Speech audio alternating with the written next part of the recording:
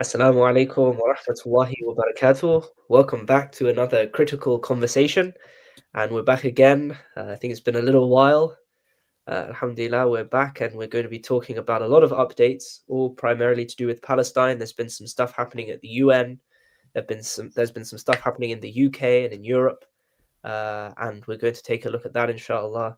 And if Allah Azza wa Jal wills, give some perspective that is helpful to the Muslims in extending and strengthening their ability to do political analysis, their ability to connect the events that they see to the Quran and the Sunnah and to understand it, inshallah, and ultimately to be the basis of inspiration and righteous action for the sake of Allah subhanahu wa ta'ala. So, without further ado, Assalamu alaikum, Nathir. How are you Wa doing? alaikum assalam wa rahmatullahi wa barakatuh. I am good, James. I'm good. Alhamdulillah. Alhamdulillah. We have a lot MashaAllah. to speak about. We have a lot of topics. So Bismillah ar-Rahman ar-Rahim. We're going to briefly touch on the flotilla today, right? But the flotilla that has been making news headlines for, mashallah, yani, about a month and a half now, right? Great work that they've been doing, right? And it's getting under more and more pressure. So, mashallah, it's amazing to see the work that these people are doing for the sake of Palestine, and may Allah guide them and reward them. And yes, they are being put under attack, but it deserves its own talk, right? And so, inshallah, next week or in the coming weeks, we will go over that. And subhanallah, they're very, very close to Gaza already.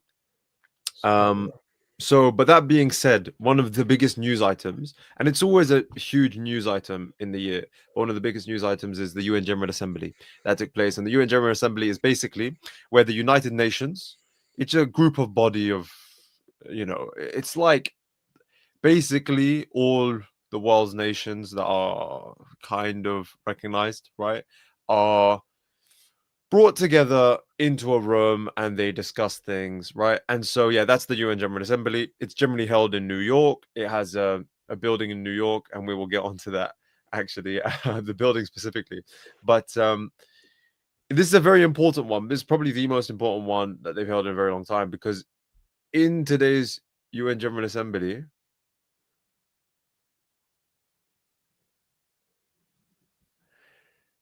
Subhanallah. I just saw a Reading comment. the Very comments. interesting. Yes, yes. Yeah, they are. They are Okay, Shaban. yeah. This, what's it called? We I don't we will actually know touch what on. that. I We don't will actually touch know on what that. that means, but Shaban means cowardice, like cowardly. Why are they so cowardly? okay, Why are the cowardly. Arabs so cowardly? Good question. Now Good Allah, it's question. good. Yeah, it is. It is Definitely a very good chaser. question, and it's good to. The name slightly confused me. Why are we chasing Shaitan? But It yes, could be I'm gonna chasing them as in like with chasing a them stick. away, saying Yes, "A'udhu yes. billah" and like it runs away. I'm gonna assume that. I think Well, I you think that makes sense. That makes sense. you have That to does just make read it sense. like Yeah. chasing it as in like when we say like chasing after the dunya or something like that, like trying to Yes. get it. No, no, I don't think so. That wouldn't make sense. But No. yeah, absolutely. So it's actually a very good. It's a very good comment. Just for the viewers at home, we just received the comment. Can you say why all the Arabic leaders, or why all the Arabs are, yes, such such cowards, right? Subhanallah. We did touch on this. We touched on this. I think it was our last live stream when we spoke about Qatar and Qatar getting bombed, right? And Yeah. how, well, there's a couple of points. Firstly, on a political level, countries only play the political game now as individual nation states, and nation statehood is an ideology in and of itself, right? And Islam is a separate ideology with different. Oh, Allahu Akbar, we got the name right. We Yes. got the name right. Subhanallah. Alhamdulillah. Yes, but nation Alhamdulillah. statehood, Alhamdulillah, may Allah reward this guy. But yeah, nation statehood is its own ideology with its own set of principles, and Islam is in contrast to that. And so they don't behave in a way that's abiding by Islamic law. They have kind of surface level observance to it. But let's stick on the UN General Assembly just as a For briefly, now. sorry. We can come back to this, inshallah. Yes, inshallah.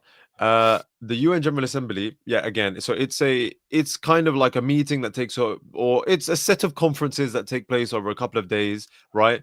Where world politics is discussed, right?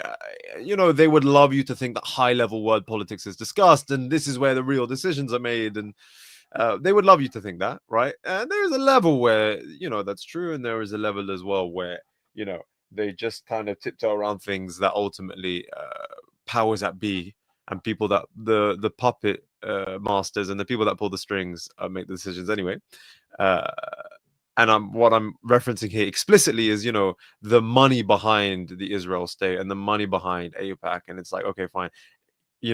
When there was a very, very recently, right? And this was, I think, part of the General Assembly, or if not, it was, I forget the exact specifics, but there was a vote to immediate cessations of conflict from Israel, right? Or of basically attacking Palestinians. And it was vetoed. Every country voted for it except America, which vetoed it, and so it went through. So it's like, And okay, fine. this is a Are we taking? recurring. This is Yeah, recurring. Like if there's these resolutions, this usually what is what is going to happen. yeah. Subhanallah. Exactly. Oh, Exactly. Subhanallah. So, and well, we've yeah, mentioned this before, is that whenever a decision comes in, they veto it. So they'd like you to think that there was some democracy at play. They'd like you to think that they take each other seriously, but in reality, it's like, okay, fine, everyone bow to, it's, or you're allowed to kind of operate within our playground, right? Don't step outside of that and don't do anything that upsets us, basically, right?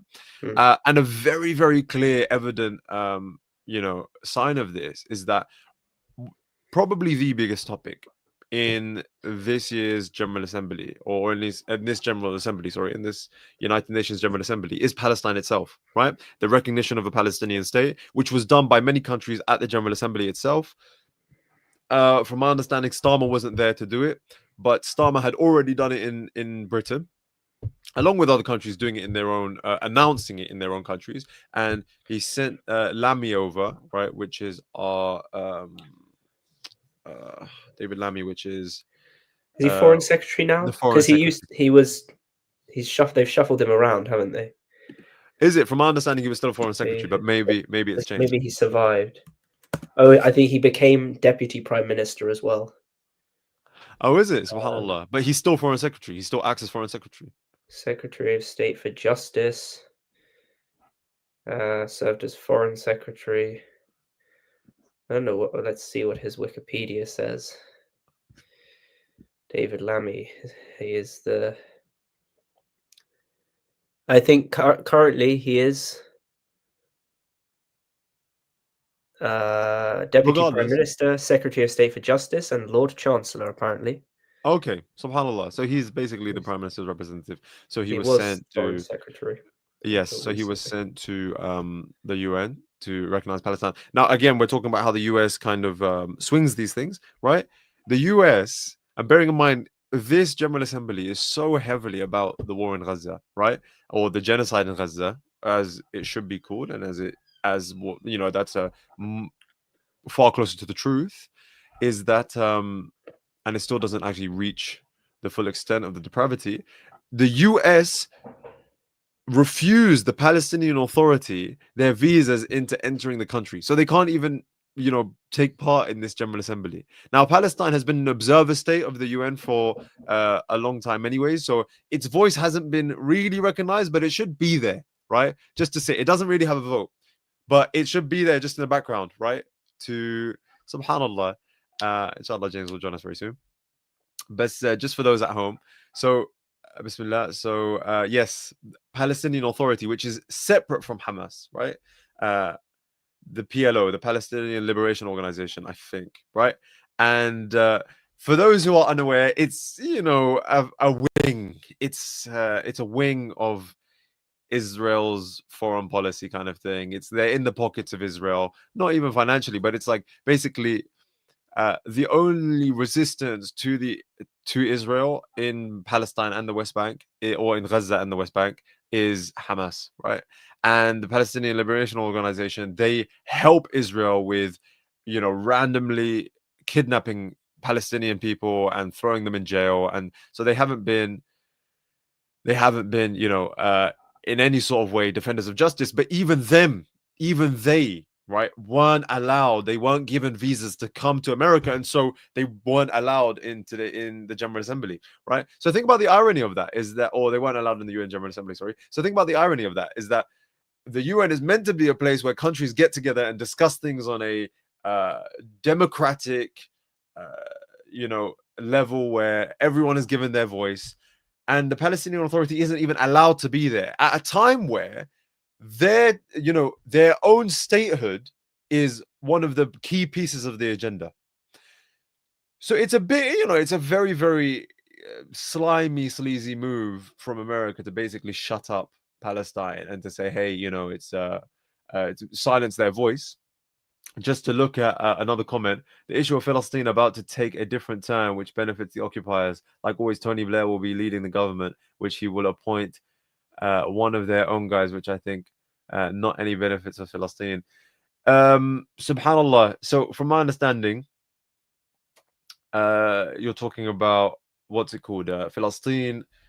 How do I say this? Like the steps being taken to recognize Palestine democratically and formally as a state aren't beneficial. And we're going to go over this, inshallah. But it's a very, very valid point. Many countries, so sorry, we were saying on the UN General Assembly, many countries attended a conference hosted by France and Saudi Arabia, right? And to recognize Palestine. So France and Saudi Arabia headed a conference. I mean, look, we disagree and we insult the Saudi, or we insult all of the Gulf states where they're rightfully insulted, and there's many areas where they are. I think this specific one might say it's to save face, and that's very true, but as long as they save face to the whole Muslim ummah, then they'll listen to what we have to say. They're not in general, right? And that's on the background of the whole Abraham Accords, and that's why they have relationships even placidly with Israel. But yeah, so this was a good move from Saudi, and this was a good move from France. Now, again, this is more to do with the will of their people and less to do with their own political inclinations. But they want a Brit to rule Palestinians again. Yeah, subhanallah, very, very true. Another comment, subhanallah. Yes, absolutely. And we're going to go on to, inshallah, the terms of, like we said, this acceptance of a state, and then what does that mean, and what does that mean for the Palestinian people? But yeah, this conference was hosted by France and Saudi to recognize Palestine, and many countries attended, right? And the three countries that at the UN at this conference noted their recognition of Palestine, from my understanding, was France, even though they had mentioned it before. Obviously, they prepped. France was the first country, to be honest, about 2 months ago, to prep people, saying, hey, if the hostilities, if the genocide doesn't stop in Palestine, then we're going to recognize a Palestinian state in a month's time, or in September. And then it came around and they did it. So they, props to them. France, Luxembourg, and Belgium very recently, just in the UN General Assembly, mentioned their they formally recognized a Palestinian state. And this is alongside the United Kingdom, Canada, and Australia, and videos that I just want to go briefly over. It shows a shift in the world stage. At first, we look at the British Prime Minister, Keir Starmer, and when the genocide first started, and it was Rishi Sunak running against Keir Starmer, and he said, oh yeah, what's it called? Mass starvation is allowed. I don't see that Israel is committing any sort of humanitarian war crime. And when he is a international humanitarian lawyer, right? That's what he studied. And he couldn't even see that mass starvation of a civilian population goes against, international humanitarian law. So there was a lot of saving face taking place to Israel. Let's not talk about the genocide that's taking place. October 7th, negating all of the history that led up to that conflict and led up to that instance, And then, subhanAllah, now we see a huge change of direction. Just as another note, Australia, I forget the name of their leader, but he is a Labour leader in the Australian Labour Party, right? And he has been a big voice. When the genocide first started, there was no there was no space for any pro-Palestinian stance within the party. In fact, they had an Afghani female Afghani Muslima as a member of parliament, and she was basically kicked out of the Labour Party, basically for voicing pro-Palestinian stances in their parliament. And now the tone has shifted. So do you really think that these people themselves, their hearts have shifted? Have they seen enough of a genocide? Allahu Alam, I'm not very optimistic when it comes to the leaders, but the people have pressured them enough, right? It's come to a point where, generally when we want to analyze things politically, generally it's very accurate to look at things on a individual, selfish level of the populace, right? They don't care about, generally what's happening abroad. Generally, they care about, what they hear in the media and how much money they get. But Palestine has become such a Assalamu alaikum wa rahmatullah. A pleasure to have you back, Habibi. Wa alaikum salam. Excuse me. Please continue. No worries, Habibi. No worries. We were just talking about these countries that have very recently and at the UN General Assembly recognized Palestine, and it's a great move from all of them, and probs to them where probs is due, right? France, Luxembourg, Belgium, our own country, the United Kingdom, Canada, and Australia. And so the Canadian Prime Minister is separate. He hasn't been in power for a long time, and so I don't think we should judge him according to this. He hasn't said a lot, and most of what he said is positive. So probs where probs is due. But the Australian Prime Minister, right, was initially against it, and they had, a member of Parliament, a listener that was, to be fair, one of the few Muslims in Western politics that's true to their values. And she stood up for Palestine, and she was basically kicked out of the party, right? Not explicitly, but now it's that same Labour Party that's still in government, and now they've basically recognized Palestine, or they've just recognized Palestine at this UN General Assembly. And so it's a great move, and it shows the pressure that the people are putting on it. Because like I was saying, is that generally when analyzing things politically, when it comes to the modern political landscape, we look at the selfish interests of the populace of that country, right? How much money are they making? How good is their infrastructure going to get? And a big part of it is the media's image of it as well, right? And Palestine is such a big issue that's inescapable that these countries have had to kind of rethink their stances, and they've had to pedal back on what they have said when it comes to their complete support of the Israeli government. And so that's good to see. And it's, like I said before, this is a push from the people themselves. I'm not optimistic to think that this is a push from the leaders, right? This is a push from the people themselves. Then we had a very funny note, is that Trump came on. Trump's speech. So actually, James, before we continue with Trump, can I ask you to pull up a bunch of which videos would you like to see? Yes, can you pull up the first 4, and then I think the most recent one is the one on Trump. Oh no, it isn't. It isn't. The videos of people talking about recognizing Palestine. Yes, please. Just show us those ones. Yes. So I've got Keir Starmer. Yes. And now this was in Britain. This wasn't at the General Assembly, but he announced it before. Okay, so this was it was a week or so ago. The terms upon which we would act in line with our manifesto to recognize Palestinian statehood. Did you know it was in the manifesto? I actually want to see what he meant by that. Subhanallah, I actually don't know. I didn't research that. So we should have a look at that. Anyway, definitely. Yes. If someone in the audience of 10 would like to have a look, that would be great.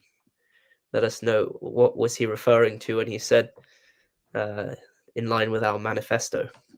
Has now arrived. Oh wait, sorry, I did actually today. Hear this before.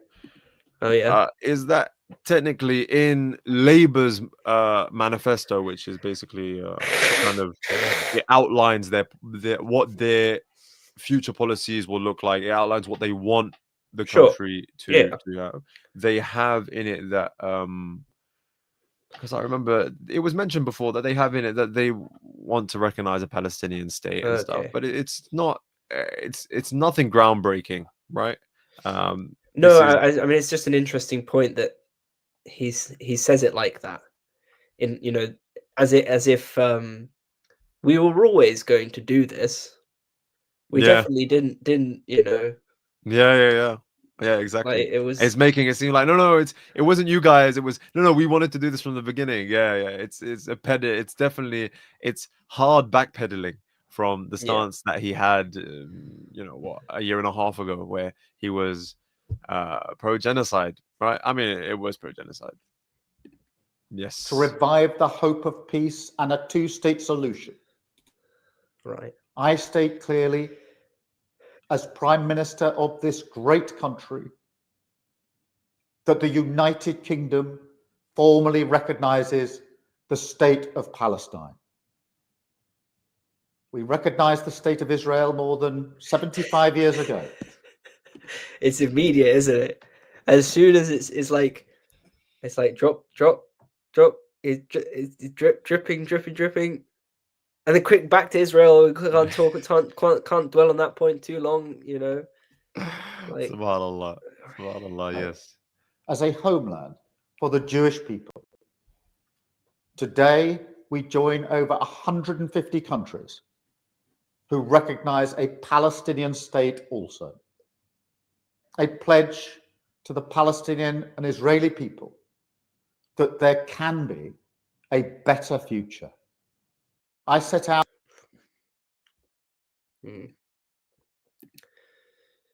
Okay, so we've also got. Sorry, could you open the first 4 links? So that was the first one, and can we just go through, because it's good to see. It's good to see that the I gotta leaders do of these them. different countries. Yeah, Gotta do them all at once, I think. Sorry, gotta do them one at a time. Even maybe I'm not doing it in the best way. I think if I keep it on, yeah, there we go. Okay, that should be fine. We've now got Macron. Que la France reconnaît aujourd'hui l'État de Palestine.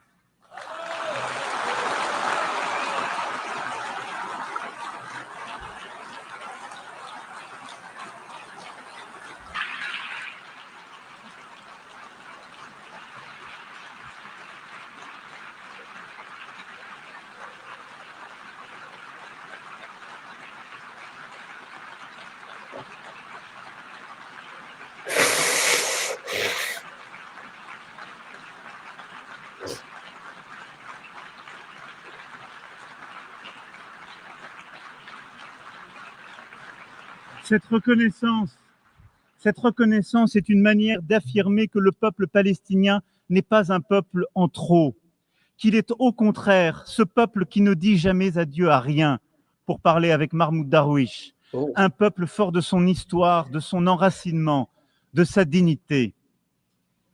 Et la reconnaissance des droits légitimes du peuple palestinien n'enlève rien aux droits du peuple israélien, que la France a soutenu dès le premier jour, et au respect desquels elle n'est pas moins attachée, précisément car nous sommes convaincus que cette reconnaissance est la solution qui seule permettra la paix pour Israël. Je déclare... Yes. Okay. Any comments on that one? Sorry, there was a level where he said a bit where he said that the French people, and yes, actually the French people, especially because of their huge Arab Muslim population, is that they've been pushed to be basically pro-Palestinian, right? But like you've been noticing, and like you will continue to notice, is that most of these leaders, they do recognize Palestine within the framework of what Israel allows, within the framework of what's best for Israel, right? So definitely still towing the line here. Even if Netanyahu himself wouldn't say that, like the justification is still, or they still go back to that point.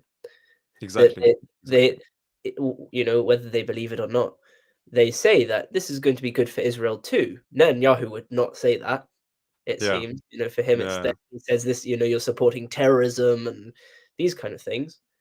But they have to go back to this. Both of them, they go, both Starmer and Macron, they they say what they say about recognizing the state of Palestine, and then they go back to Israel in some way. Subhanallah. This And is you know what they say as well? peace, for the Israeli people, and Starmer says the same. It's kind of it's not a kind of, I don't know the word. SubhanAllah. Well, it's not a proper stand. It's not a brave, real stand for anything, right? They're kind of they're still about to, what's the phrase? They're still basically bowing the knee to Israel. We can't be seen to say something that is actually, that is, we're going to say is Israel has to, to take this one on the chin. It's not going to be good for them, but it's the right thing to do. And the sorry, irony Israel, of that. You're wrong in this case. We're recognizing Palestinian state. It's like, no, Palestinian state, and yes, we still support Israel or Palestinian state, and this is good for Israel. And it's like, okay. SubhanAllah. Just as a note, I was saying this, James, right after you left, is that the Palestinian Authority, right, hasn't been allowed to the Palestinian Authority's visas have been rejected, right? So, this is meant to be a kind of a forum where all the governments of the world can get together and discuss things democratically, and democracy is upheld and everyone gets a voice. And it's held in New York, right? And the Palestinian Authority isn't even allowed to go to New York, right? So, subhanallah, complete coward. Sorry, complete. Like they're definitely trying to silence. They're definitely trying to silence Palestine here and the Palestinian voice. Again, it's there's a international rules-based system, and Palestine most often helps us to see where there's exceptions to that system. Yeah, subhanallah. Rules-based system, everyone come and join and participate. Well, but except, subhanallah. Yes, let's put this one up. Can I show this comment? Yes. Alhamdulillah. Shall we play this one as well, this clip? Clear. Russia has no right to continue its aggression on Ukraine. Israel has no right to violate international law in Palestine. States have no right to use Sudanese or Congolese territories to fight proxy wars for their economic or strategic self-interests. Let me be clear. I mean, people have been making this point. Oh, did I kick you out? Oh, no, sorry, that was both of our chats are giving problems. But no, we were talking about this. This is all in the backdrop of. This is all in the backdrop. Sorry, did you watch this video? I did actually just watch this video. Would you like to watch it again? No. That's brilliant. Move on to the next one, the final one, inshallah, that we'll watch for now. This is David Lammy. Did you say there was a Trump one as well? There's a Trump one afterwards, yeah, but there's no need to go through all of it. There's just a couple of, even though it's a highlights, it's just ridiculous. But yes, if you can open the video. Happening in Gaza is indefensible. It is inhumane. It is utterly unjustifiable, and it must end now. What is happening in Gaza is indefensible. Oh, it's gone back again. It is inhumane. Sorry. It is utterly. May Allah guide this guy. I mean, if you switch back to us, James, for a second. Look, this guy, he is a shell of a human being. Like he doesn't seem like he has a stance on anything. He'll just whatever he's told to do, he'll say. So subhanallah, I don't take him that seriously, but at the same time, it's a very, very good statement that he's made. Also, on that note, just as a quick summary of the points that were made, Italy. So Italy actually, sorry, before the UN General Assembly, Italy was shut down by this huge protest, this huge pro-Palestinian protest, and Italy has actually props to it for a long time. I think soon after the genocide started, Italy has supported Palestine, recognized the Palestinian state, not supported Palestine, but recognized Palestine, and the people are pro-Palestinian. And Italy and France spoke about the genocide, and so did the Netherlands, right? Italy also sent a ship to protect the flotilla. Now, this is in separate news. This isn't really to do with the General Assembly, but and yes, and then we had Trump's speech. So Trump's speech, I was actually surprised. I was starting to this is my own let's say I was a bit too optimistic with Trump. It's not that I like the guy, but I thought, hey, and it's the most recent link that I've sent you. If you pull it up, it's not that I like the guy, Yeah, but I sure. thought Oh, there's ways where he serves his own self-interest so heavily that I mean, come on, he must what's it called? That he has to appease the Saudi leaders because he wants that Gulf money, but it shows the level of dhillah. It shows the level of humiliation that the Gulf states and the Arab states and the Muslim states on a wider level are willing to accept, is that a man that they're doing deals with is also speaking like this about their populations very, very publicly and openly. So what he does is, if you start the beginning, yes. Wise in a period of just 7 months, I have ended 7 unendable wars. They said they were unendable. Pause. You're never going to get them solved. Okay, sorry. I don't even know which wars he's talking about. Can we count them? Which wars is he talking about? I think he's talking about partially Russia and Ukraine, even though what has he ended there? And even more validly, there was like a 3-week ceasefire in Palestine, and he probably considers that ending the war, right? So subhanallah, Right. subhanallah. It's yes, he's this guy, he's a genius, bro. He's marketing of his own self is incredible. Incredible. It has to be studied, to be honest, because someone this incompetent, someone this visually stupid, right, being deemed as an intellectual, being deemed as a legitimate, political leader, it's so funny. He should be studied. He should be studied on how demagogues work, right? Subhanallah. But yes, continue playing, please. Some were going for 31 years, 2 of them, 31, think of it, 31 years. One was 36 years. One was 28 years. I ended 7 wars. And in all cases, they were raging with countless thousands of people being killed. I ended 7 wars, dealt with the leaders of each and every one of these countries, and never even received a phone call from the United Nations offering to help in finalizing the deal. All I got from the United Nations was an escalator that on the way up stopped right in the middle. Pause for a sec. If the first lady went Subhanallah. So this guy, he's basically saying, I ended all these wars and the UN didn't even help me. Like, I'm so there's a lot of self-praise going on. And also, and he goes on, and there's no point in watching this, but it's just so funny. He's like, when I was a real estate, he said there was a great real estate agent. No, but not only he's rambling, it's all self-praise and it's hilarious. I mean, most people have a little bit of shame to not praise themselves so heavily in front of everyone else.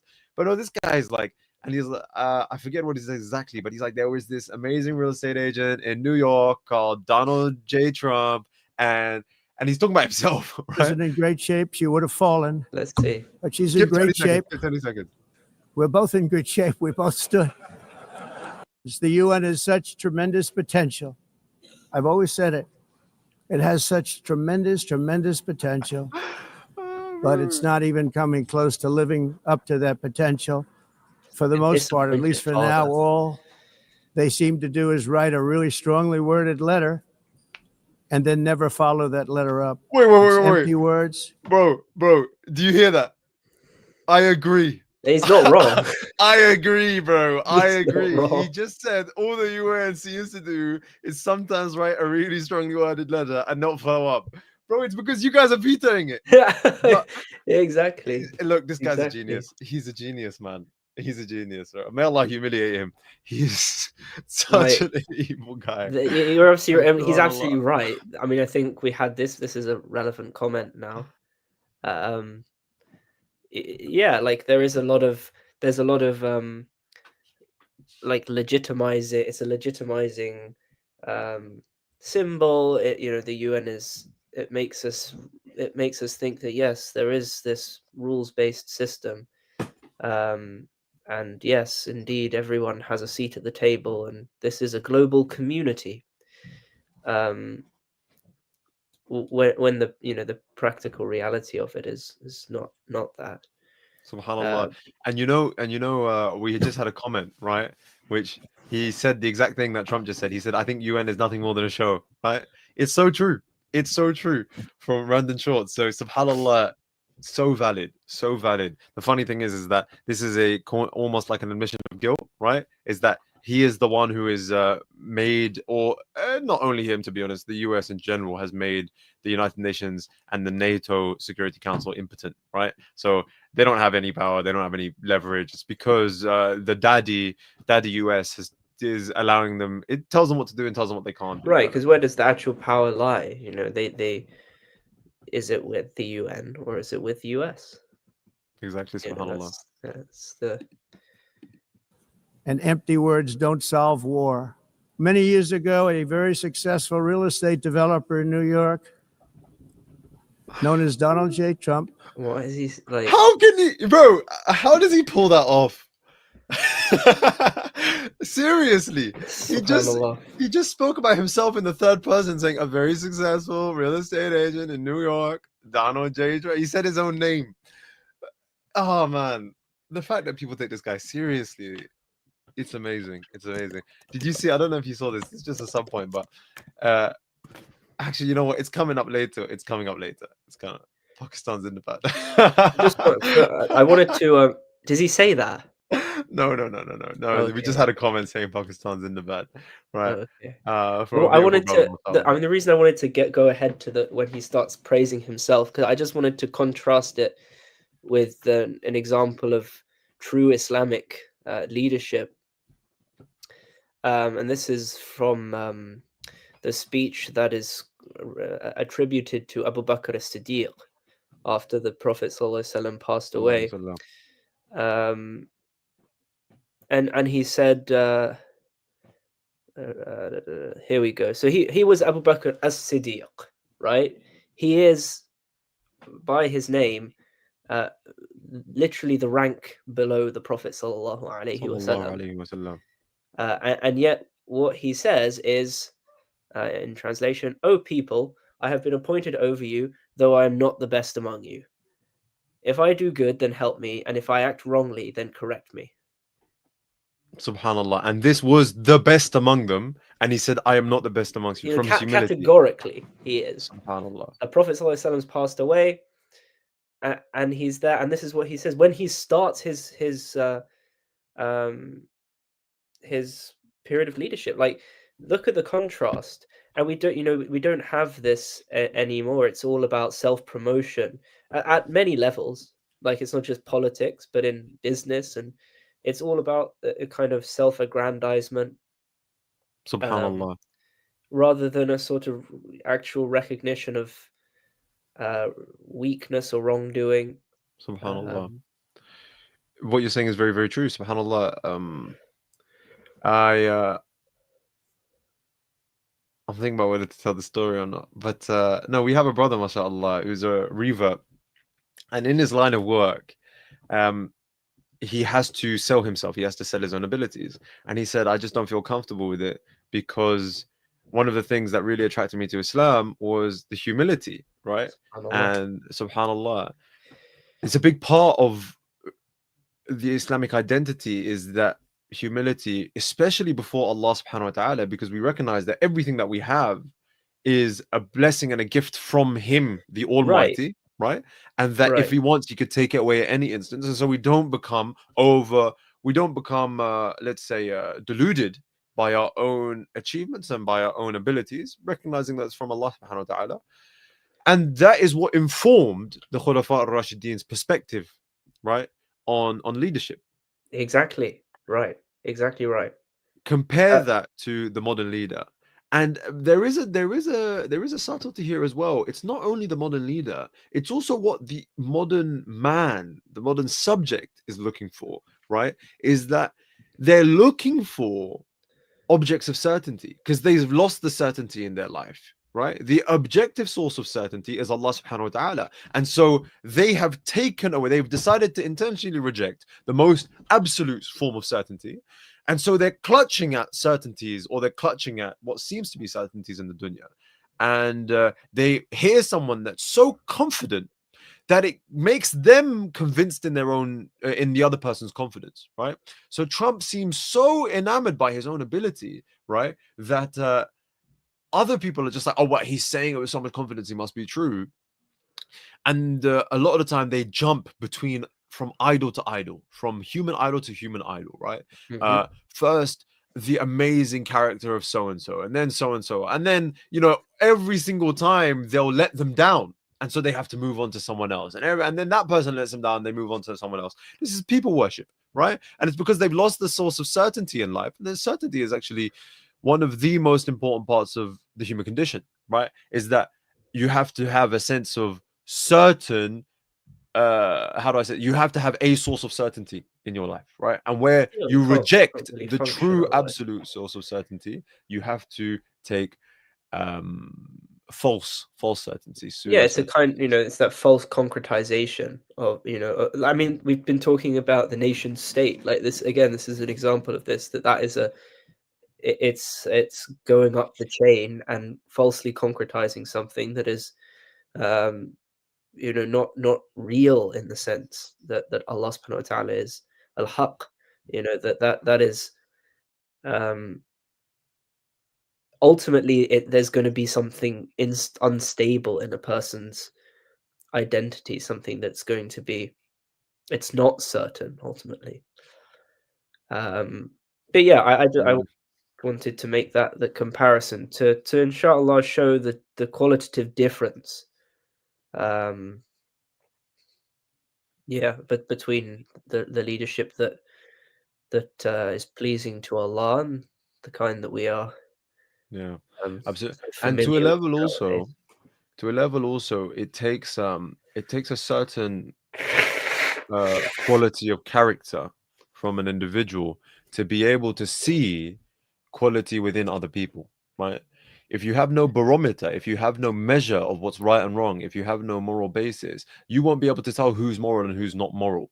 And the followers of Abu Bakr Siddiq were in large part people that could recognize haqq, right? The followers of Donald Trump in large part are people that can't recognize haqq, that they don't see the truth when it hits them in the face. And so they see this guy and they can't tell, like, because they have no measure of what's right and wrong. They can't tell that this guy is a waffler. They can't tell that this guy is entirely self-absorbed. And they don't even know that being self-absorbed is wrong. They don't even, what's wrong with being selfish? So this, what I'm saying is that to a level, your leaders are a reflection of the people themselves, right? I mean, if you can have a dictator and you can have a Taghi ruler, but with enough push, they're obviously let out. They're obviously pushed out, sorry, right? And you have to, as a leader, you have to toe the line between pleasing your subjects to a level, because if not, and everyone comes out against you, then what's it called? You obviously have no leadership. So you are subject to the people that are quote unquote your subjects. Now, there's different levels, right? So a dictator, right, pleases those, for example, generals, right? Army generals. Al-Mala, right? Subhanallah. The chiefs, like those people who Subhanallah. the power brokers, right? The people Exactly. who are, you know, that if anyone was going to overthrow the dictator, it was going to be, you know, those people. Yes. And so the dictator will appease them. And if they don't want the dictator to lose power, then the people under them are pressured into, you know, not revolting through military pressure and death and all the likes. But it can go to a level too far. Syria was a level where they pushed it too far. Syria level where the people were under a dictator for 50 years, 60 years, and constantly they're being, you know, just suffocated. They eventually, you know, they had to fight against it, right? Even though the generals were all on his side, even though the infrastructure of the country was on his side. So there is a level where you have to appease your people. And what I'm saying is that he is a relatively accurate representation of what the American people look to for, you know, role model, Yeah, Right. as an example of success, he's a rich man, right? That is one of the big pillars of this kind of way of looking at success. And and if you go, I want to be like that, he's not a bad example of that outcome. We look at the Prophet Sallallahu Alaihi Wasallam, we want to be like him because we want, that he was the most pleasing of the creation to Allah subhanahu wa ta'ala. We see that as our purpose, and so we want to be as close to him in our emulation of him as possible, because we want the same outcome or as close to it as we can get. And it's the same, what they've taken as their, you can put it in those terms, that if material success is your ilah, right? It's what dictates what you do and what you don't do. Is what material success can I make for myself? It's what you give power, the stock market, the money. That's where you've put power, like real power. That's where I think it is how much money I have and how much material success I have. Then Donald Trump is he's a prophet that's going to be an example for you to get towards your God. Like, there it is. Exactly. You follow his sunnah and you go towards this ilah of money. Like, it's exactly. The framework is the same. What am I trying to say? It's the same pattern. SubhanAllah. That was so true. What are the 3 questions that you'll be asked when you die by the Malaika? Yeah. Right? Who is your God? Who was your messenger? And what was your book? I forget the exact order of who was your messenger, who was your book, but those were the 3 questions, right? Their God is the dunya, right? Their messenger is Donald Trump, and their book is Rich Dad, Poor Dad. I don't know if you've heard of it, right? But I've never read it, but yeah, it's a book on gaining wealth. It's not necessarily a bad book, but this is what they live by, right? So subhanallah, very, very true. It's right to say their God is money, their messenger, the person who they follow the sunnah of is Donald Trump. And I mean, look, we're talking about it. I think it's, inshallah, it's a helpful analogy. I think when we're talking about certainties, when it comes to that which is other than Tawheed, what you're going to see is, surprise, surprise, a kind of polytheism, because the points of reference for people, when it's not Al-Ahad, when it's not the one, when it's not Allah, is going to be constantly in a state of flux, because they're attaching themselves to the world of flux, to the world of changing things, as opposed to the one who's eternal. So it could, today it's, I'm seeking this money, I'm seeking this relationship, I want fame now, and things, they've got different idols. I think it's always, it's less clear cut, it's more blurred like this. Hence the ayah, Surah Al-Jathiyah. I hope I get the right ayah. I think it's 11. I'm gonna say 11. No, not 11. It's well known, but I want to quote it properly. Maybe I'm thinking 23. Yes, here we go. Surah Al-Jathiyah, ayah 23. أعوذ بالله من الشيطان الرجيم. أفرأيت من اتخذ إلهه هواه. Right? Hawahu. Have you seen those who have taken their own hawa, their own desires, as their God? This is, it's a well-known ayah, but here is an example of it. You do this. This is what happened, and we've talked about this in different contexts. You can speak about money. You can speak about individuals. You can speak about ideas, ideologies, and nation state. The idea of the nation state. Many things can come in and fill this kind of thing, but ultimately, it's coming from your hawa. absolutely, subhanallah. Absolutely. Let me put the reference for James. people. Actually, could we skip towards the end of the video? He says something that. Do you want to see some more Trump? Yeah. Whereabouts? 4 minutes? Go about 6 minutes. 6 minutes. Alhamdulillah. Oh no, go back. 5:45 maybe. Yeah, that's good. the world. We have to do something. Then they said global warming will kill the world, but then it started getting cooler. So now they could just call it climate change because that way they can't miss. It's climate change. Because if it goes higher or lower, whatever the hell happens, there's climate change. It's the greatest con job ever perpetrated on the world, in my opinion. Climate change, no matter what happens, you're involved in that. No more global warming, no more global cooling. All of these predictions made by the United Nations and many others, often for bad reasons, were wrong. They were made by stupid people that have cost their countries fortunes and given those same countries no chance for success. If you don't get away from this green scam, your country is going to fail. Wow. Sorry, that was a bit previously. I don't That know was if you missed it. I was like, where we go with this? I love it. Yeah, Illegal maybe that? aliens pouring into Europe. Yes. Countries, they're being destroyed. Europe is in serious trouble. They've been invaded by a force of illegal aliens like nobody's ever seen before. Illegal aliens are pouring into Europe. Nobody's doing anything to change it, to get them out. It's not sustainable. And because they choose to be politically correct, they're doing just absolutely nothing about it. I look at London, where you have a terrible mayor, terrible mayor. And it's been so changed. Oh, this. Now they want to go to Sharia law. Oh, But you're in a different country. You can't do that. Both Pause the for a immigration and their suicidal. What was his name? Nigel Farage had to basically condemn this, right?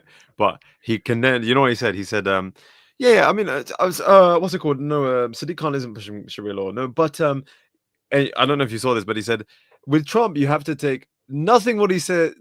Take nothing that he says literally, but take it all very seriously." okay. Which is basically saying, none of what he says is correct, but take it seriously, right? And he actually said, his numbers might be wrong, and his quote might be wrong, and this might be wrong, and that might be wrong, but take him seriously, basically, right? You know what that's called? Oh yeah, is that an argument then, Nigel? Like, oh, he has no evidence, but you should believe him. Like, yeah, perfect. Yes, subhanallah. And so he was complaining about immigrants. He was complaining about renewable energy, which is funny, by the way. I mean, as a physicist, him complaining about renewable energy, it's just funny, right? So he was attacking Sadiq Khan, and then, Bismillah ar-Rahman ar-Rahim. James, London wants Sharia law. Yes. So, what's it called? Yeah. Okay. Bismillah. All right. So that's on the UN General Assembly. Yusuf or someone did point out in the comments that the Pakistan-India war was another one that he claimed to have ended, right? Yeah, sure. Reminds me of just how fast the media cycle moves, right? Which, yeah, subhanAllah. That was it wasn't that long ago, but that was a thing. And if you go on brother's comment, the one who wants to chase Shaitan away, according to TRT News, yeah, some others, the flotilla boats are being surrounded by navy and intercepted by the occupying forces. Subhanallah, this is a very much current news item, because the flotilla right now is going through so much, let's say, pressure, right? Israel warships intercept global Sumud flotilla as it approaches Gaza. So it's very close, right? They can see the coast of Gaza, right? And they plan to reach there very soon.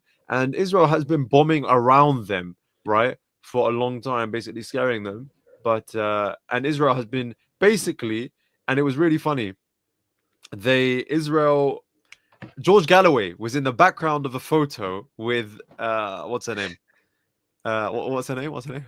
Greta Thunberg, right? He was in the background of a photo with Greta Thunberg. They mistake George Galloway for a Hamas leader, and then they said proof that Greta Thunberg is Hamas, right?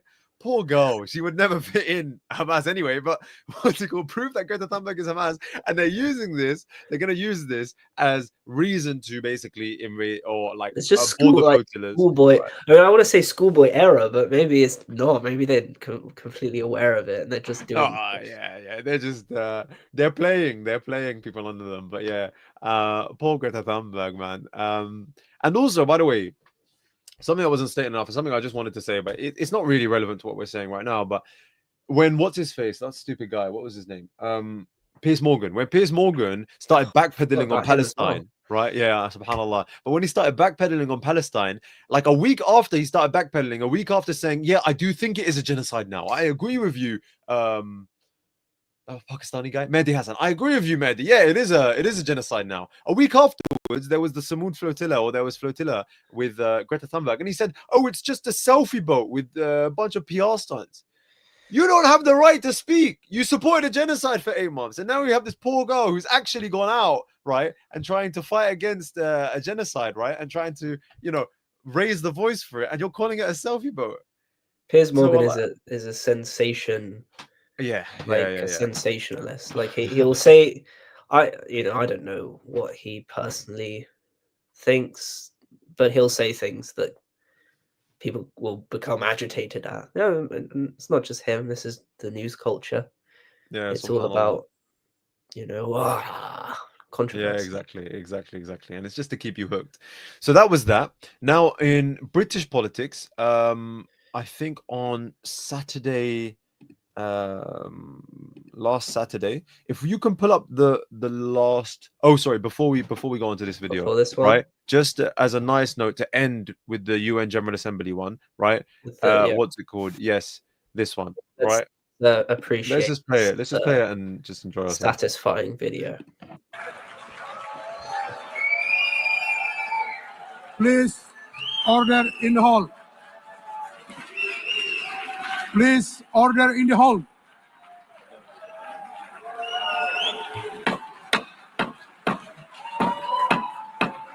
Please, order in the hall. Wow.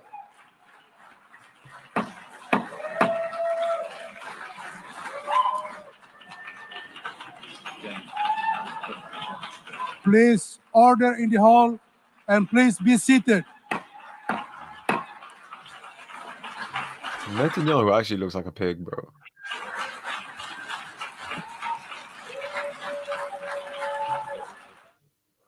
So that was always nice to see. The professor whose lecture no one wants to attend. Subhanallah. Yes. Yeah.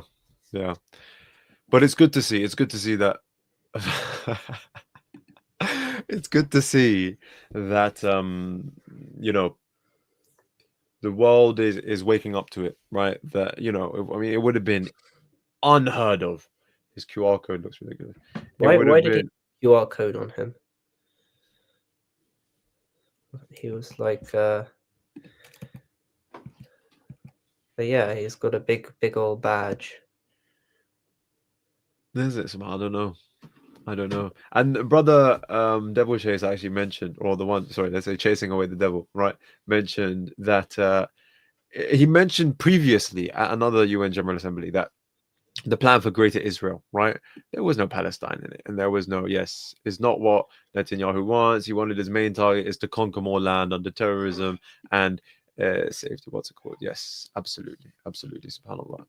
So valid to say. Now, sorry, and it's good to see that the world is waking up to it. This is something that we wouldn't have imagined 5 years ago, 6 years ago, but it's something that his own actions have caused. And I hope, inshallah, people realize that this isn't a Netanyahu problem. This is an Israel problem, right? And then, inshallah, if we can quickly go on to, so domestically, sorry, we were talking about George Galloway, right? George Galloway was, for those who don't know, he's a very, very publicly pro-Palestinian voice, right? He's one of the very few MPs that are. He's not Muslim. He's English, very highly educated, very eloquent, right? Don't scan it, anyone. That's what Yusuf said to the QR on his lapel. Sorry. So George Galloway is very highly educated, very eloquent, and he's a pro-Palestinian support. He was a voice. He was against the war in Iraq. He's been against the genocide in Palestine. And look at what's happened to him. So if we can play the video. And I just thought this video is very, very well worded. Police and press may prefer this. The Prime Minister, police and press may prefer this to pass as routine. It's not. Stopping an opposition politician at the UK border under counter-terror powers is a constitutional warning light. On Saturday, the 27th of September, yesterday, George Galloway and his wife were stopped by counter-terrorism officers at Gatwick after flying from Moscow via Abu Dhabi. Police confirm the pair were examined under Schedule 3 of the Counter-Terrorism and Border Security Act 2019. They were not arrested. They were released the same day. Schedule 3 is not ordinary stop and search. It lets officers at ports and border areas stop, question, search, copy data from devices, detain to determine whether a person appears to be involved in hostile activity or by or in the interests of a foreign state. Crucially, there's no requirement of prior suspicion. Codes of practice set out how interviews are recorded and how protected material is treated, but the bar for initiating an examination is low.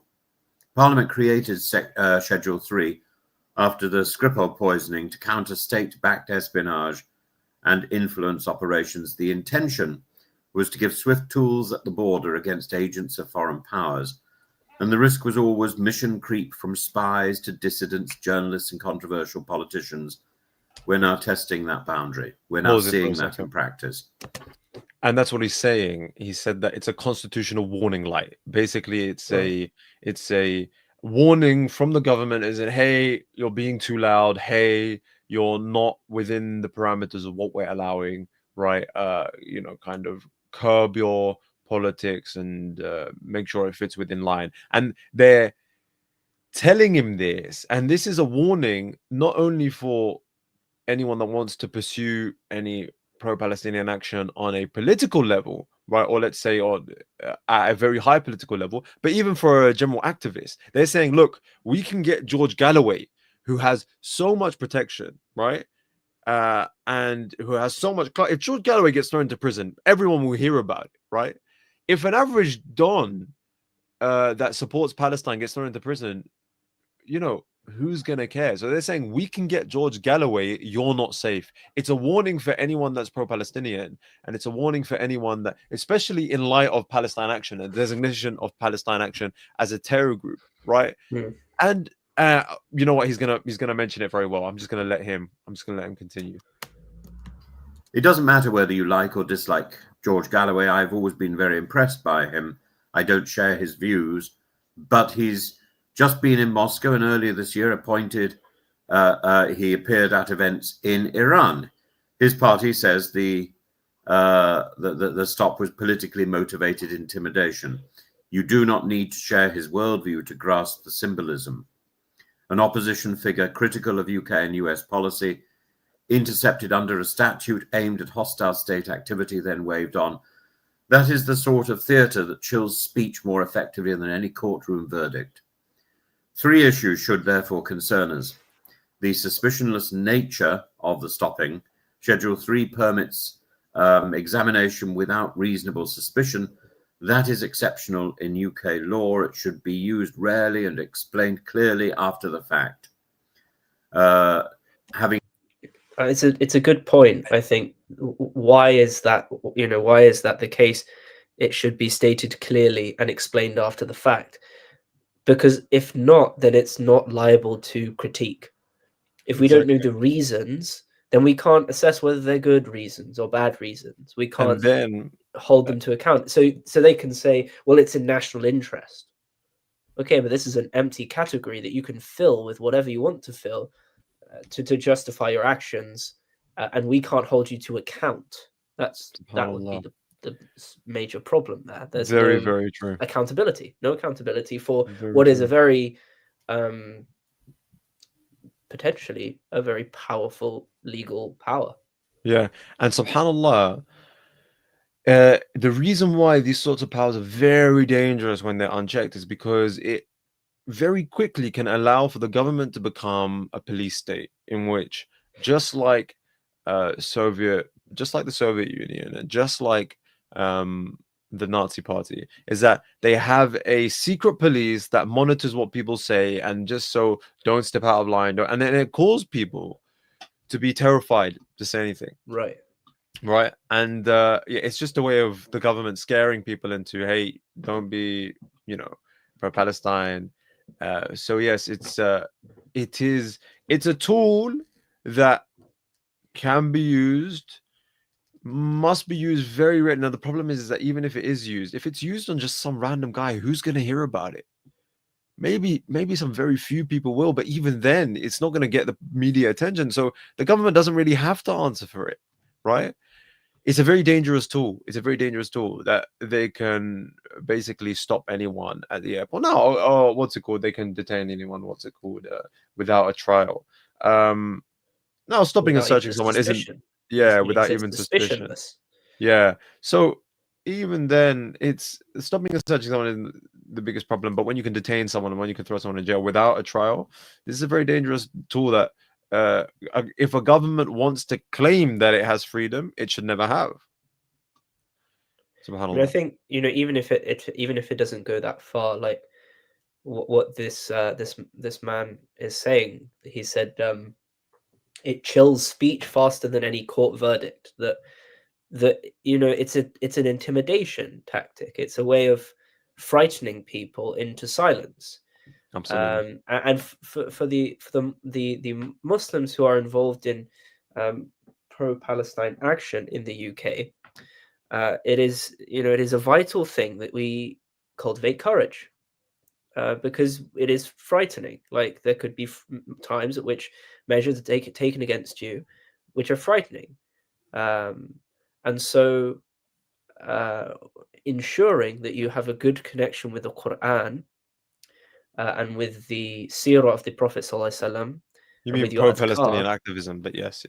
Yes, that these are, in the sense that yes, the Muslim pro-Palestinian activists, because courage is to have strength of the heart, to be able to do what is right, even if you're afraid of harm to yourself in physical or reputational or emotional or otherwise financial, and these kind of measures start to become more frequent and more common, and they try to intimidate. And so ensuring that you have that strong connection, so that you're not afraid of the asbab, the threats and the terrors of the changing world, but instead you are courageous. You can continue your action, even under this threat of punishment or restriction, because this is a way to lead in these spaces, and to make sure that your activism is pleasing to Allah subhanahu wa ta'ala.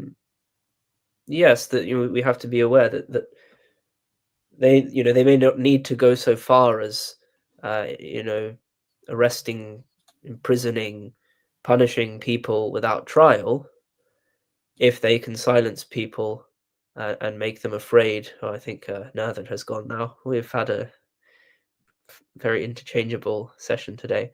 If they can make people afraid, and that will bring them to silence. So it's vitally important to be cultivating that courage. Subhanallah, and who was more courageous than the Prophet sallallahu alaihi wasallam, who was there amongst his men in countless battles, leading from the middle, not away and aloof from everyone else.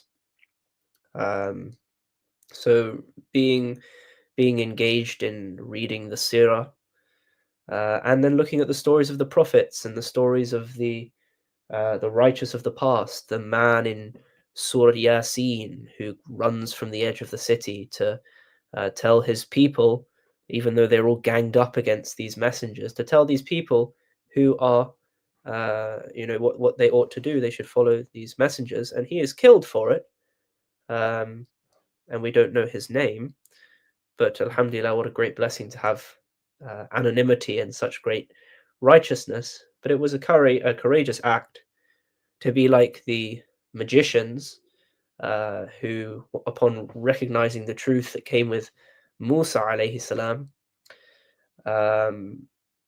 knowing full well the threat of the tyrant Fir'aun, that dictatorial menace who threatened to cut off their parts of their limbs and crucify them, and these kinds of things. And they said, well, we're going to continue with our conviction, do as you will. Again, it was courageous. The people of the cave, I am just going to keep going, I think, until Nathir comes back. Inshallah, he comes back. I don't want to continue the video without him. I wonder if he sent me a message. The people of the cave, who, again, in the face of... oh,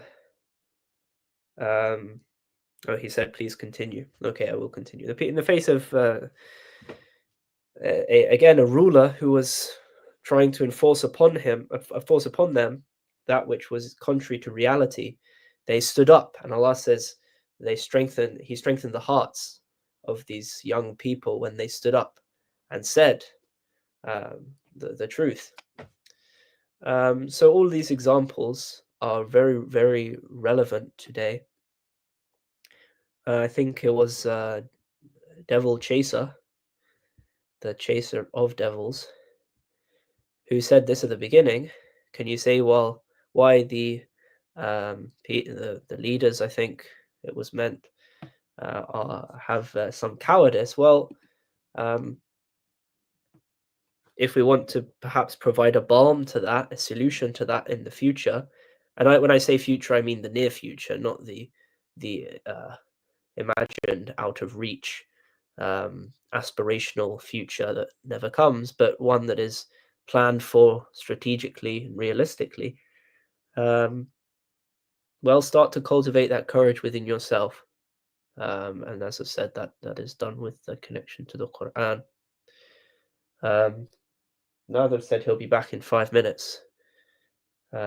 Interested, if anyone's watching, if you have stories in the Quran or in the Seerah that inspire you to courage. Those were some of my favorites. Subhanallah. I guess we'll maybe watch a little bit more of the video. Device access and looking at confidential material. Officers may retain and copy data with complex rules for legally privileged, journalistic or confidential business material. Even where codes exist, the practical asymmetry at a border desk is stark. And codes of practice have been tweaked as recently as 2023 and consulted on again in 2025, which is good, but real-time transparency about who is being stopped and why remains thin. In a mature democracy, the state must resist the temptation to conflate dissent with disloyalty. If Schedule 3 becomes a convenience for you have learned your lesson conversations with unfashionable critics, confidence in counter-terror policing will erode. If it hadn't already eroded, at least amongst the Muslim community, I think we probably have, well, inshallah, woken up to this a long time ago. Counterterrorism measures prevent these kind of things, that they are I lost my train of thought. Yes, that they are indeed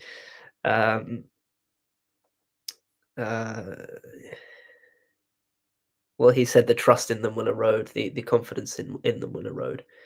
But I think we've already seen that in the Muslim community. We do not look at prevent as what it says it is. I was looking at this the other day with regard to a teaching program for young Muslims, and I was doing some research, and one of the comments that came up, prevent is not there to suppress legitimate ideas, but to, I mean, again, they create terms. They create terms that are ambiguous that can then be filled in as and when with what the state wishes to include. So what is extremism? Well, you know, we can fill that in arbitrarily when we like to include things that we want to now proscribe. Someone said yo in the chat. Soraya. Oh, I think this is, do you know this person? Oh, Yes. actually, we shouldn't say that, should I? This is gonna, there's some kind of Alhamdulillah, GDPR infringement. Alhamdulillah. His, Prevent, bro. On the note of prevent. No, I'm joking. yeah, true. But on the note of prevent. Subhanallah. What's it called? Bro, could you finish playing the video? Because he does actually mention. I like this comment. It makes it seem like we have one beard between us. We're sharing. Could you continue? Alhamdulillah, one beard. The video. Let's continue the video. And when the next genuine spy walks through a UK terminal, the public will be less willing to grant officers the benefit of the doubt. We are destroying our shambling terror legislation by calling elderly supporters of Palestine Action terrorists, by elderly supporters of Palestine George Action Galloway as sitting in. Right. Look, and this is a huge point, right? Is that subhanallah, what's it called? Look at who's being arrested. It's old white people, bless them, may Allah guide them, right? And these are people that you're using terror legislation against. And even Palestine Action.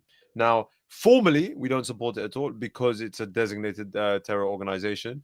And what's it called? We don't want to be labeled as terrorists, right? But if you actually look at what they did, all they did was they spray painted a plane that was going to fly over or that was going to be sold to the Israeli military or something like this.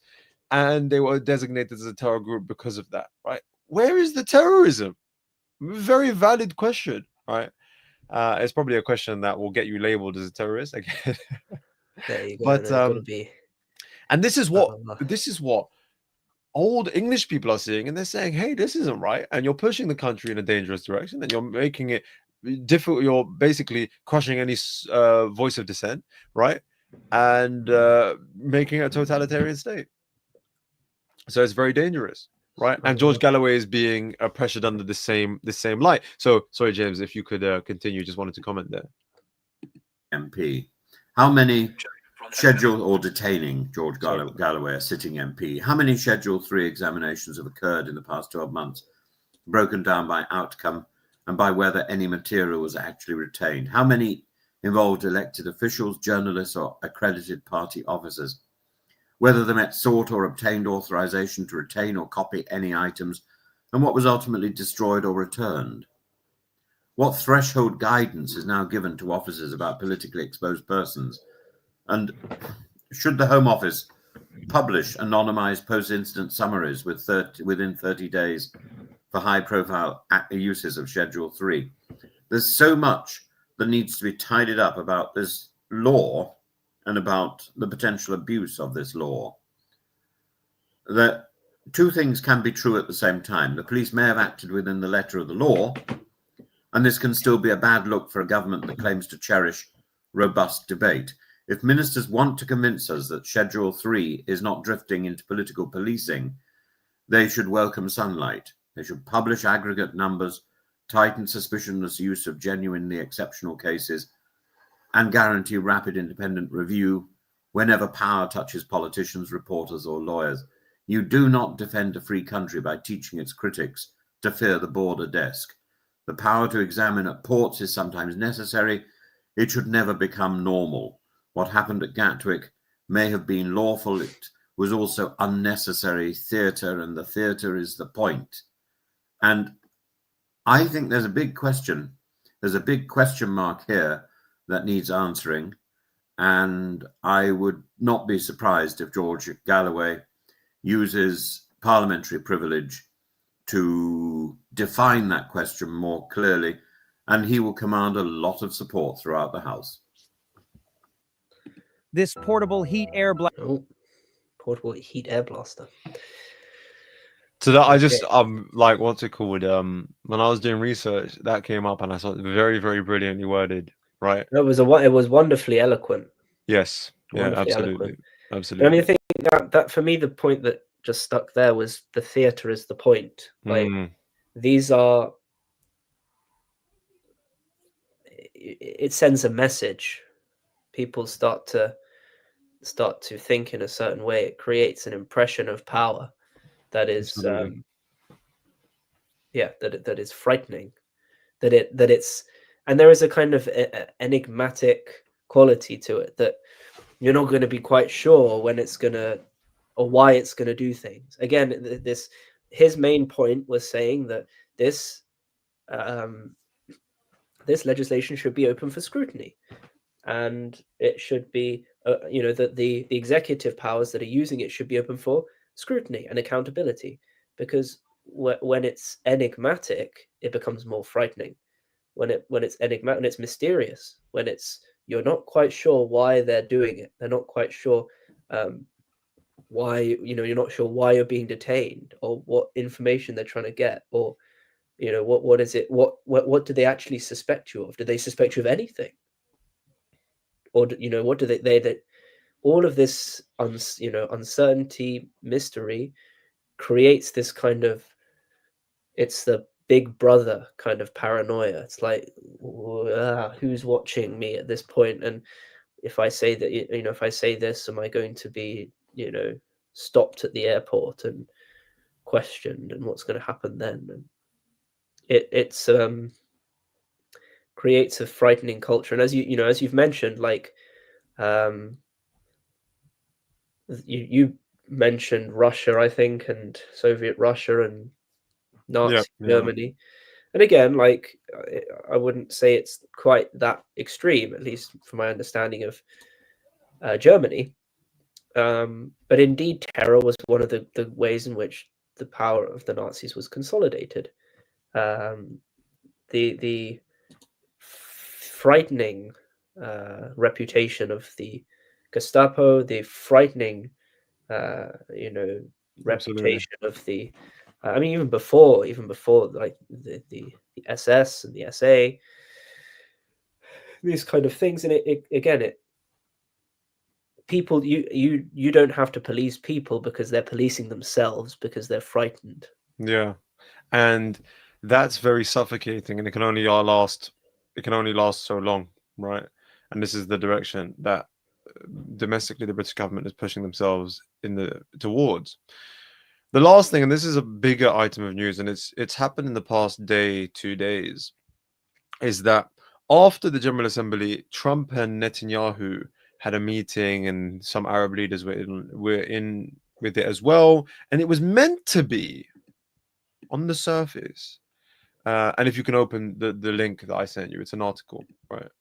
But it was meant to be on the surface, right? Yeah, let's wait for it to come up. Yeah, Trump sets Hamas deadline to respond to peace plan, as Israel said, is resist Palestinian statehood. And so, yeah, what's it called? U.S. President Donald Trump says his Gaza peace plan is an amazing thing. He says blah blah blah, right? In reality, what it is, look at the conditions of this peace plan. Look at the conditions, right? This peace plan is basically Trump and Netanyahu have laid out this. It was meant to be a meeting to condemn Netanyahu and to condemn the genocide taking place in Palestine. And there were some Arab leaders involved as well, a lot of Gulf leaders, right? Now, to be honest, because they have to have their own independent correspondent. So maybe they were given a different picture to what the picture that Netanyahu and the rest of the Western media was given, right? But basically, there is a 21-step plan, which is that within 72 hours, Hamas gives back all the hostages, right? What's it called? And this peace plan, right? It's a surrender plan for Hamas. It's not a peace plan. It's not two countries agreeing on meaningful terms that they're both compensating on. Sorry, not compensating. As in they're not Subhanallah, the word has just left. What's the The word? word has just left me. But what's it called? Conceded? Either way, right? There's no like Israel isn't submitting anywhere here, right? It's purely Hamas being told compromising. Bless you, wallahi, right? Is that Yusuf just knowing? Yes, is that subhanallah? There is no compromising. It's not generally a peace plan is a compromise between both sides, right? But there is no compromise on the Israeli side, and it's purely Hamas surrendering here. And it's basically Hamas is being told, give back all the hostages, right? Out of the thousands and thousands of prisoners Palestinian Muslim prisoners being held in Israeli jails and being tortured and being raped, and we have records of this, only 250 of them are going to get sent back, right? Palestine and even Hamas, regardless of what you say, they treat their hostages well. We're very well documented. Israel, the quote unquote legitimate state, right, is the one who tortures, and their hostages come out skinny as hell, right? Their hostages come out as corpses. Their hostages come out so mentally scarred that they can't even speak. That's the legitimate state, and that's what they do to their hostages. Hamas's hostages come out well fed, right? In a famine and a genocide being taken place against them, right? So there's no compromise on the Israeli side. 250, yeah, and it's all on video. Bless you, right? So, and it's a very interesting plan. Basically, what it was in this move to condemn Netanyahu, they say, hey, we have to have a ceasefire. So what Trump did, and it's a very, very slimy move, and maybe Netanyahu, I think I don't think Trump is cunning enough to do this, but what someone did, pulling the strings, is they said, okay, fine, Netanyahu, give them a peace deal that they can't accept. And they've been trying to push this peace deal for a long time anyway. But now they're saying, okay, fine, look, we're not going to accept the Palestinian state. Hamas has to have this peace deal, or we're going to keep on going, doing the conflict. So it basically takes blame off of Netanyahu, and it gives him an excuse to continue the conflict, saying, hey, Hamas hasn't submitted to my peace deal. Hamas hasn't accepted my peace deal. Well, your peace deal requires for them to step down, right? The plan is basically that Israel has security control, right, over Palestine, right? It says that Israel will be phased out, but Netanyahu is saying for the foreseeable future, right? So we're gonna phase out our control we're going to have security control. We're going to have complete military control over Palestine. That's going to be phased out over the future. So who's going to be in control of this phasing out of their military security control, right? But he's saying that it's going to be phased out over the future, and Arab and Muslim states will have civilian control. Whatever that means. How are they going to have civilian control if if Netanyahu and the Israeli government has security military control over Palestine? It says Hamas will be completely dismantled, and that's one of the conditions of this treaty. This peace treaty is basically saying that you have to completely surrender. That's not a peace treaty. That's a term of surrender, right? There's terms for this in warfare, right? If I go up to a foreign government and I say as an independent government that, hey, our peace treaty is that you have to give us all of your money, right? That you dismantle your whole infrastructure, you dismantle your whole government, and that we're in control now. That's not a peace treaty. I'm taking over. That's what they're saying here, right? It's terms of surrender. It's terms of conquering. It's nothing new. Like again, you mentioned something like Netanyahu can now say, like, oh, they're not accepting the deal. Like again, we've seen this before. Like this is Oslo Accords. You know, oh, but the Palestinians rejected a state, and and it's like it's never as that statement appears, as if it's all fair and square and the Palestinians are being unreasonable. Subhanallah. It's like no. They're being strong armed into doing that which they don't actually want to do. Yeah, it's not actually resolving their problem. But again, it's theater, it's image, and so it's trying, it's clawing back at the narrative. Look at this. Our political correspondent did some research, right? Netanyahu said that Hamas has to agree to the plan, and if they don't, Israel, there's in quotations, Israel will finish the job.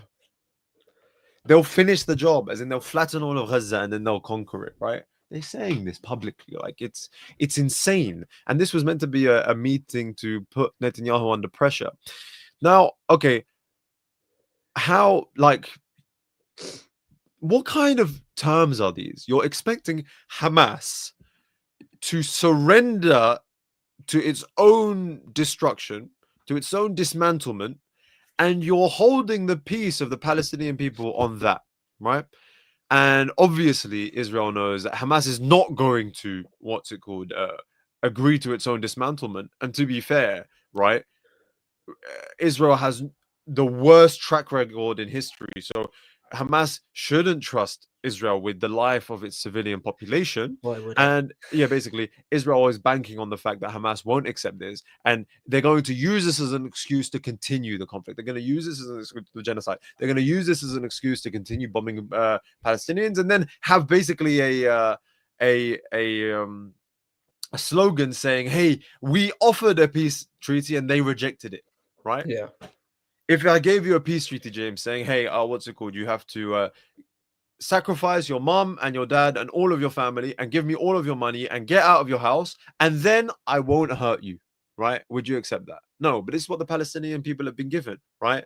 Not to make it personally about you, James, but this is, subhanAllah, it's a very apt example of how the Palestinian people, it's their land anyway. They've been kicked out of their land. They've been crammed into the biggest open air prison. And this was before October 7th. And now they've been undergoing a genocide for the past 2 years. And they've been told, hey, you know what? If you guys just lie down on the floor and let us step all over you, right, then we might stop killing you to the same rate that we've been killing you in the past 2 years. We're still going to kill you, obviously, but not, to the same level of intensity, at least for now, right?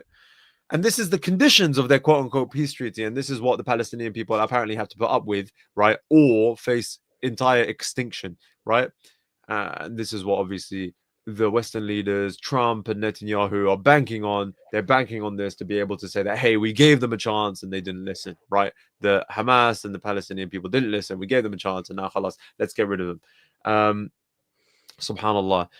And just as another point, and this is very, very funny, and it shows that Allah subhanahu wa ta'ala says in the Quran, لن يرضى عنك اليهود ولا النصارى حتى تتبع ملتهم, right? Please correct me on that ayah if I got it wrong, right? Because the word of Allah, obviously you can't get it wrong.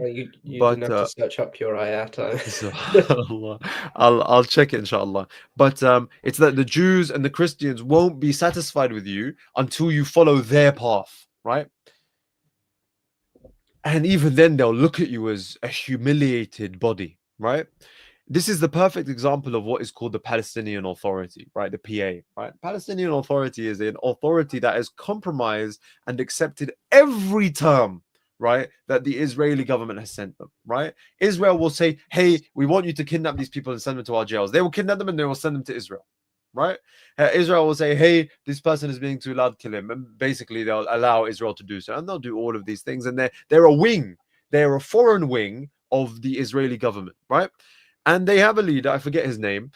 The Palestinian Authority has been entirely sidelined in this peace deal, right? And it shows that they're not taken seriously. Israel doesn't take them seriously, right? Trump doesn't take them seriously. The Arab leaders don't take them seriously. And so they've just been entirely sidelined. And obviously the Palestinian people don't take them seriously. And it shows that when you entirely compromise to the enemy, even the enemy doesn't respect you, right? Yes, I mean, there you go. That's it. That's the point. Like, you don't respect. There's no respect. Like you may disagree with each other, but at least you respect someone because they stick to their principles. Exactly. And I would, people who are principled, I think it's a lot of the reasons why we don't respect some of these leaders that we talk about, because it seems like, particularly now with the Labour government, we've seen many of these figures for many years ardently campaigning and criticizing and saying this about Israel and being all being like protesters and the Tory government and this and that, and they come into power and immediately they toe the line and jump on the bandwagon. And how can you respect that? I may not agree with their worldview, but I'd rather they stick to one than just be spineless. Absolutely. And like, no one, sorry, you were saying, James, right? But no one respects someone without a spine, right? No one respects, even if he's your own ally, you won't respect him.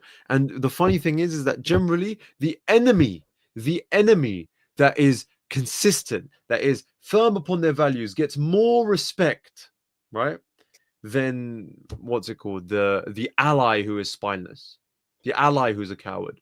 Just for the ayah, The ayah is أعوذ بالله من الشيطان الرجيم ولن ترضى عنك اليهود ولا النصارى حتى تتبع ملتهم. Right? Subhanallah, subhanallah. And then also, sorry, so the Palestinian Authority entirely sidelined, and it shows, you know, if you accept this dhillah upon yourself, if you accept this humiliation upon yourself, then you're going to be humiliated, right?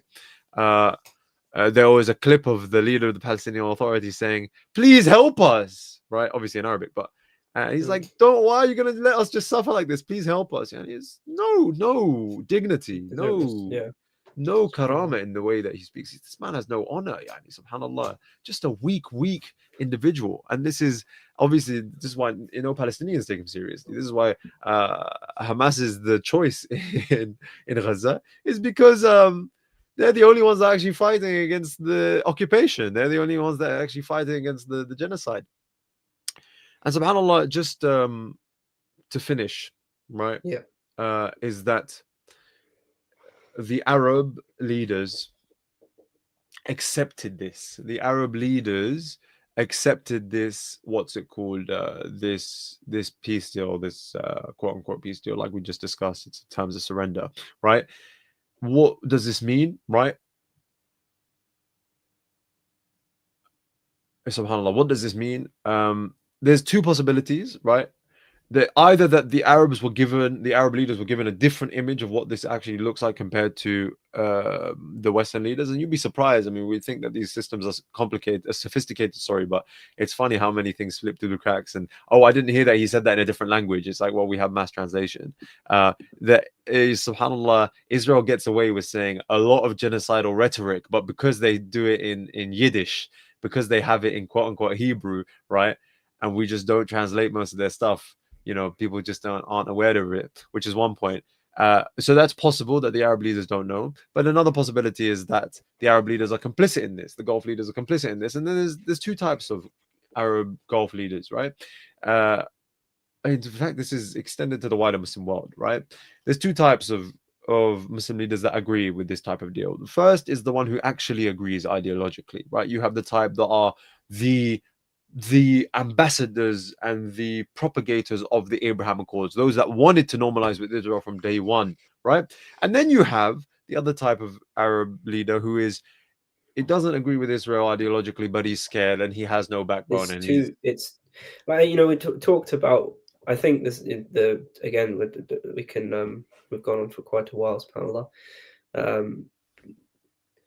It's not, you know, we look at the leaders, and indeed the leaders are one factor in this, but also just the fact that in this international, you know, pragmatic system of, you know, power relations that we've got going on, these states are not powerful. They don't have leverage. They have to be like you have those little fish that clean sharks,